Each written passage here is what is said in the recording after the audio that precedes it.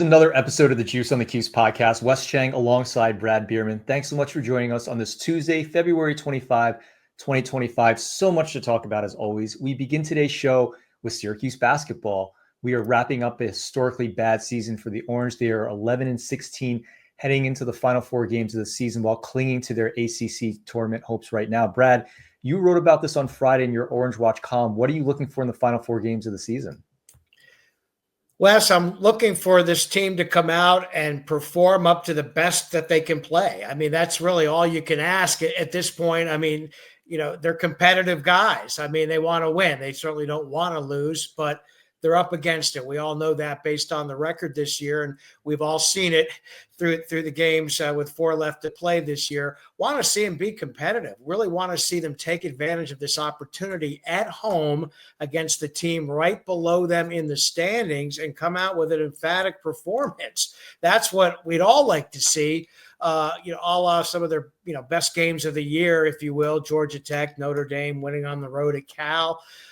You got to come out and play. And this is an NC State team that's warm to hot now. They come off a win against Wake Forest. So they're playing to get into the ACC tournament, and that's a big deal in Raleigh, of course, with the tournament in Charlotte and being based here in North Carolina. It's a big deal for the Wolfpack to play in the postseason, albeit if it's just the ACC tournament and then be done. And that's big for Syracuse too, Wes. So looking for them to take it to NC State at home, not counting on a road win. It would be icing on the cake because of a 2-6 road record, historically bad, as I wrote about in ACC play dating back to year one, and then come out on the traditional senior game or the last game for players in this day and age of college hoops. We all know that's a blur, but come out and be competitive against Virginia as well. But at least get in the position to make the ACC tournament, because Wes, as I wrote, it would just be flat out embarrassing for a program of Syracuse's nature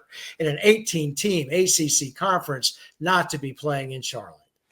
Yeah, so Brad, we're going to have Mike Waters in the segment after this, but you talked about things we're looking for on the court. I'm looking for things that are going to be occurring off the court behind the scenes. And Mike wrote an article earlier in the week, and I want to talk about it, that described how Syracuse was falling behind in the NIL game and had a less than ideal budget in the offseason.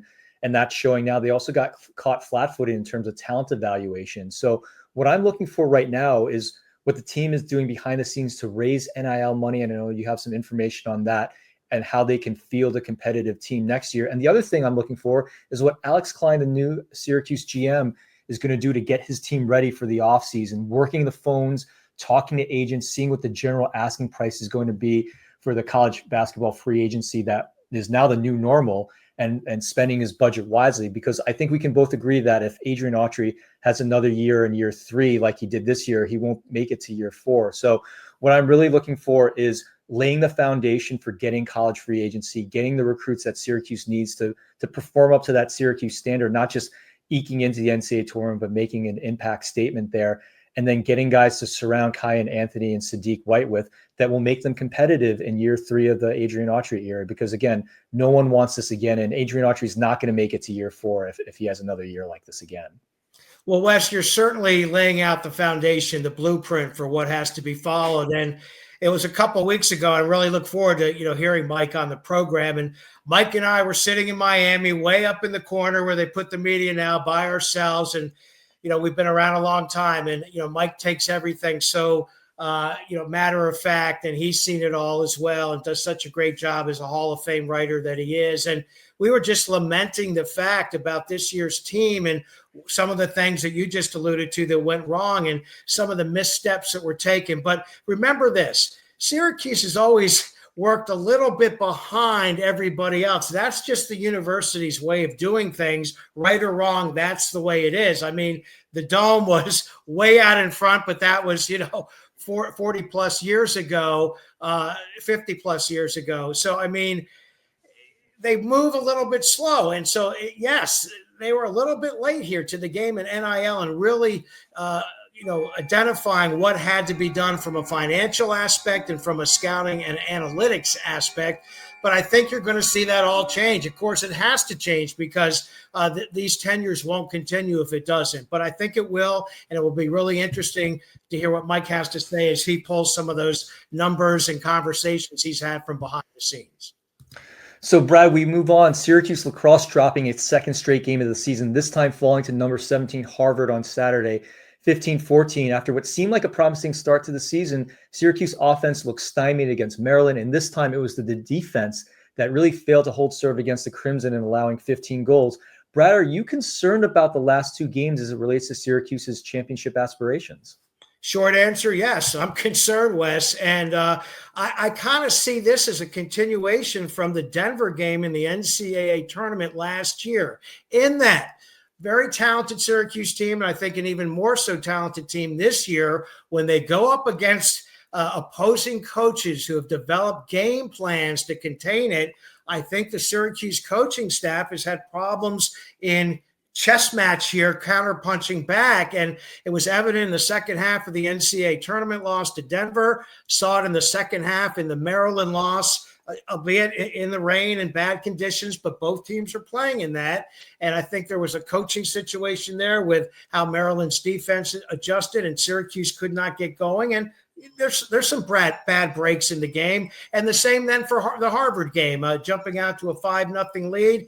And then I'm not saying, coasting in any way, shape, or form, but the mental attitude not there again in the second half of that game, and with a chance to tie it late, missing out very close, but not doing it. And yes, it's a little bit of a concern. And this will be a road test now at Utah against, a program that's new, relatively unknown to a lot of Syracuse fans. Of course, they did play in the Dome last year, but this will be a good test for this team to see how they can bounce back on the road and see if they can, kind of get it together from two consecutive defeats. Yeah, Brad. So the answer for me is yes as well. If you had asked me 3 games through the season with Syracuse ranked number 2 and winning games handily, my expectations compared to that are certainly adjusted. And I want to point out one thing. In the Gary Gate era, there really hasn't been that signature win streak over a series of elite teams that we were used to seeing in the heyday of Syracuse lacrosse. I personally thought it would be different this season because you alluded to it, that first class of Joey Scalina, Michael Leo, Billy Dwan, among others, they're now juniors. They've been together for 3 years now. So you expect them to be more competitive in games like against Maryland, certainly not losing games to Harvard. I'm not sure. Maybe we overrank them a little bit. It's not that, it may not just be a coaching thing. It just may be, hey, maybe they're not as talented as we thought they were. There could be an argument for that because, again, they're not performing to the level that we thought they would be. But yeah, if you ask me today if they're going to compete with Notre Dame and Duke and Johns Hopkins, I'm not sure. I'm not so sure anymore. Remains to be seen. You're right. Gary Gate comes from kind of the Slugger Simmons coaching philosophy, quiet, stoic on the sidelines, lets his assistants do a lot of the work, and then gets involved when he has to. But I'd like to see a little bit more.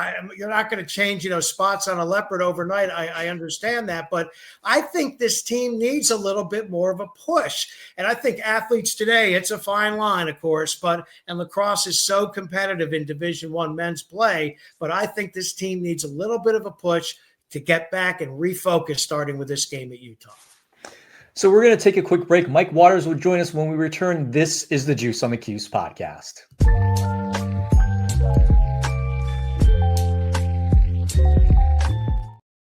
BetOnline is the world's most trusted betting platform and your number one source for online betting in 2025. Whether you're a seasoned fan or a first-time bettor, BetOnline is your ultimate game day companion with the largest selection on odds from everything from the NBA, college basketball, to the NHL and UFC. BetOnline continues to be your number one betting source from every three-pointer to hat trick.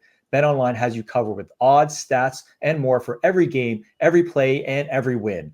BetOnline, the game starts here.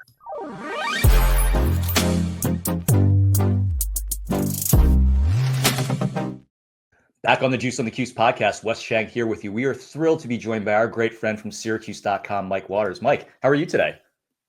Wes, I'm doing great, and I'm doing even better now that I get to sit here and talk hoops with you and get to catch up with you. How you doing? Great. And yeah, you're number 13 for us as we were talking pre-show. So, Mike, you had a great article out earlier this week about how Syracuse was really behind the ball in the NIL and the portal. For those who haven't read it, you have to read it. And then I guess my question for you is, you said, yeah, that's kind of what happened this season, but is there any hope for the 25-26 season that Syracuse can really do better in NIL and portal? Yeah, I think there's a couple of reasons for hope. One, I've heard that Syracuse has been trying to build up a bigger NIL war chest, if you will.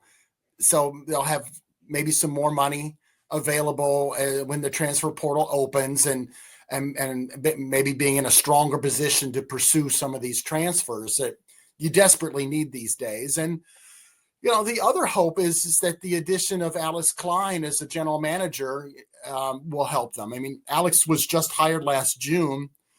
So in coming on board when he didn't have any input on this year's team. This year's roster, with the exception of Petar Masterovic, had already been put together. The portal was already all done, and the bulk of the recruiting. So, Alex didn't really have an impact at all this season.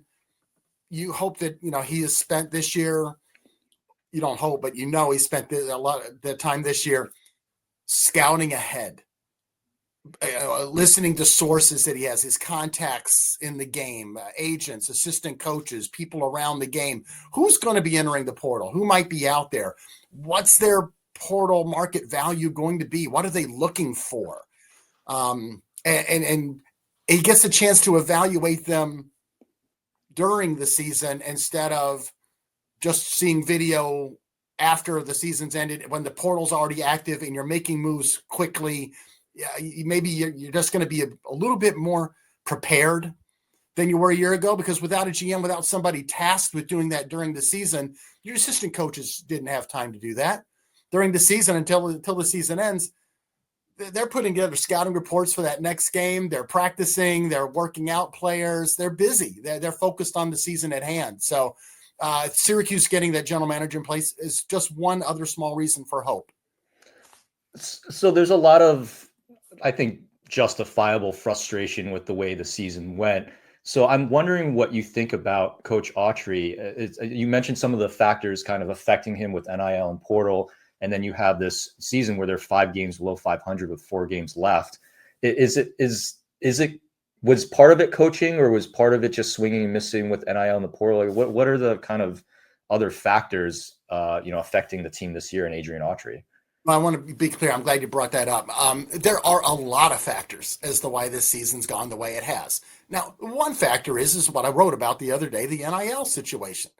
Not having a general manager in place when a lot of other programs do. The program itself needs to be better funded if they want to compete at a high level. Syracuse has 3 assistant coaches.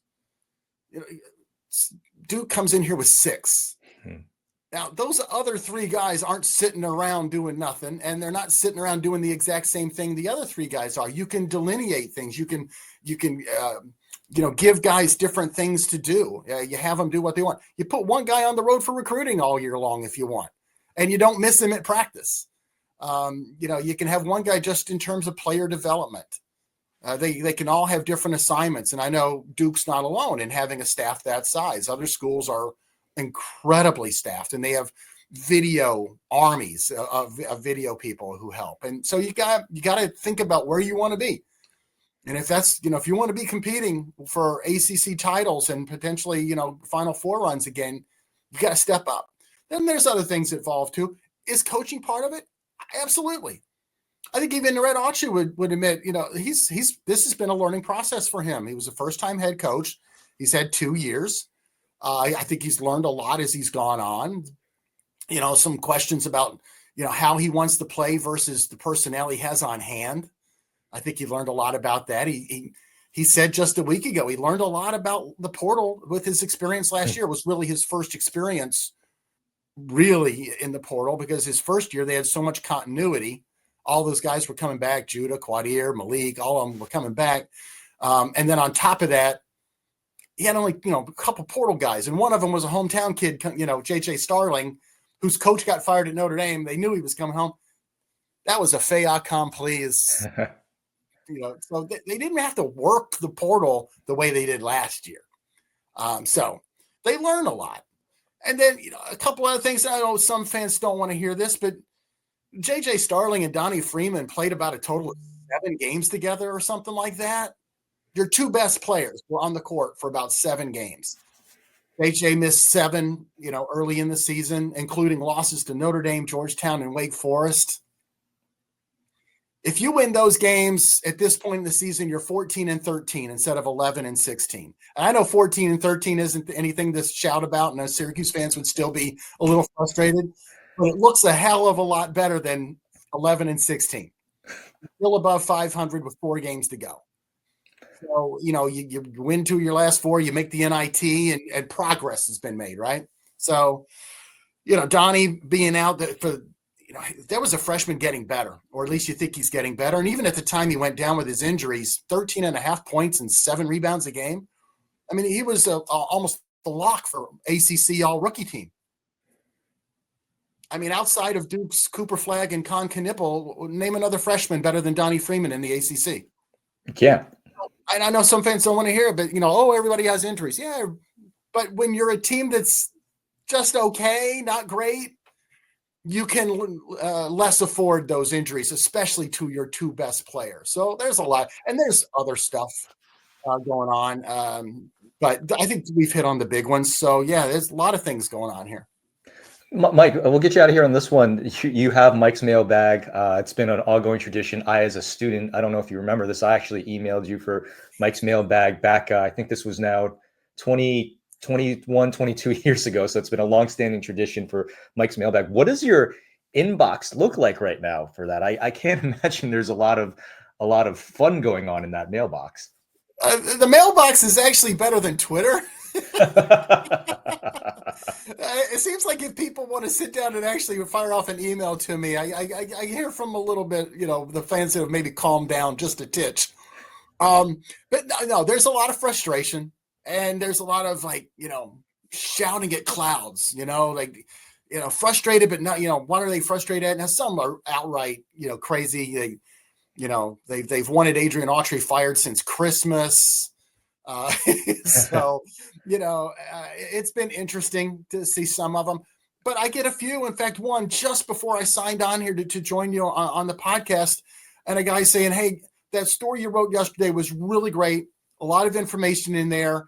Glad you didn't fall into the usual blame the coach routine." There you go. Yeah, you never know, right? You go to your email and you never know. But now I hear from everybody. I hear from all types. And if you email me, generally, I try to get back. Even if it doesn't make my mailbox, I do make a concerted effort to at least email somebody back. And maybe not everybody. And sometimes I can tell by the email they don't need a response. They don't want one. It's fine. And that can be good or bad. Doesn't matter. But, sometimes it's like, hey, great story. And, if I have time, I'll say, hey, thanks for the kind words. Glad you liked it. So I like that interaction with the readers that email me and participate in Mike's mailbox. I certainly like the interactions I have with you, Mike. Always a pleasure to have you on. Again, Syracuse.com's Mike Waters. Mike, we always appreciate you coming on. We'll catch up with you soon. Enjoy the rest of the basketball season. Thanks, Wes. Good to see you again. Bye now.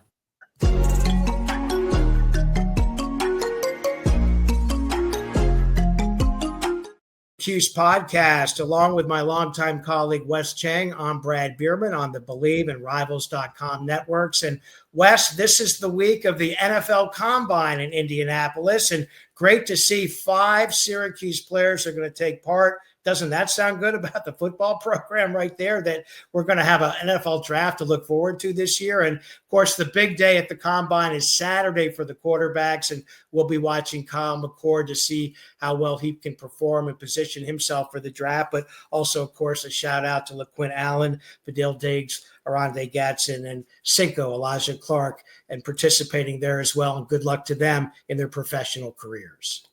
Yeah, Brad, I know that Dino Babers had a pretty mixed career at Syracuse, but 3 of the guys you just mentioned are actually Dino Babers recruits. So I do want to give, at least an acknowledgement to the fact that Dino Babers and staff did identify some talent and they were able to get them to Syracuse.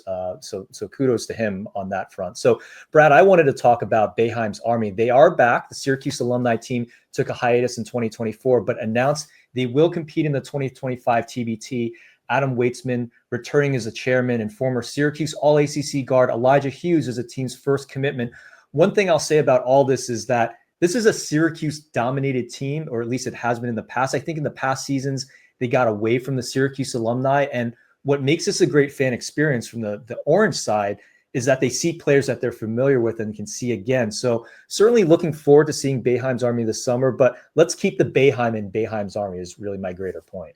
And to that point, Wes, will we see Coach Boeheim back on the sidelines? That jumped out at me as a possibility. Wow, out of retirement to do that. Also, good luck to him as he has hip replacement surgery, and that would be interesting to see. Certainly fun in the summer to watch SU Hoops graduating a little bit in professional ranks. And we'll also get to see that 2-3 zone, I think. So that's it for us. For Brad Bierman, this is Wes Cheng. You've been listening to the Juice on the Cuse podcast presented by Believe in Rivals, and we will see you next time.